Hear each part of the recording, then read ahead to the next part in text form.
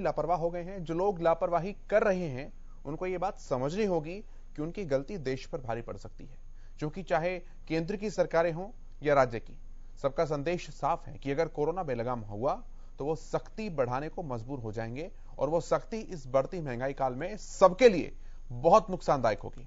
इसलिए कोरोना को बिल्कुल भी हल्के में नहीं लेना है। ये रिपोर्ट आप देखिए।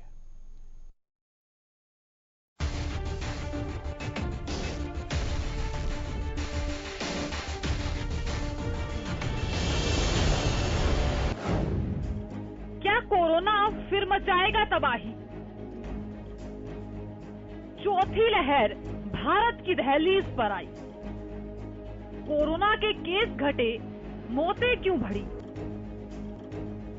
जी हाँ, ये सवाल देश के बड़े बड़े विशेषज्ञों के लिए एक चुनौती बना हुआ है।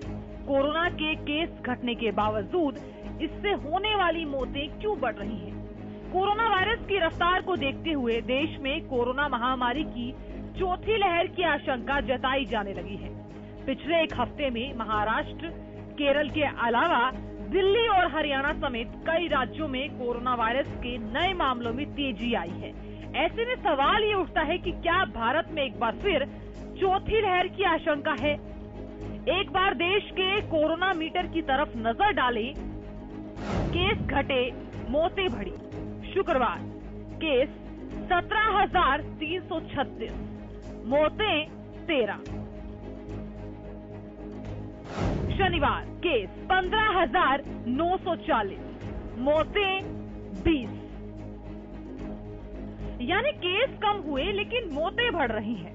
वहीं हरियाणा में एक बार फिर कोरोना के नए केसों का आंकड़ा 500 के पार जाने लगा है। गुरुग्राम और फरीदाबाद में कोविड सबसे ज्यादा तबाही मचा रहा है।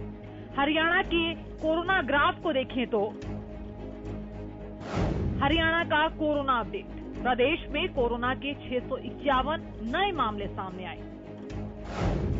गुरुग्राम में सबसे ज्यादा 402 नए मरीज मिले। फरीदाबाद में 93, पंचकुला में 55 नए केस, रोहतक में 17, करनाल में 12 मरीज मिले। हरियाणा में कोरोना के 3,076 एक्टिव केस। कोरोना का बढ़ता ग्राफ हर दिन बढ़ रहा है।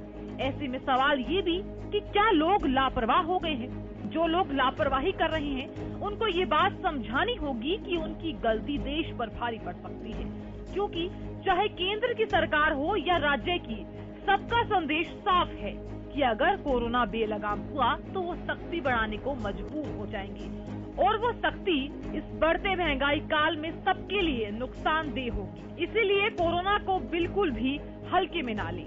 चंडीगढ़ से रवि कालीरमन, हरियाणा न्यूज।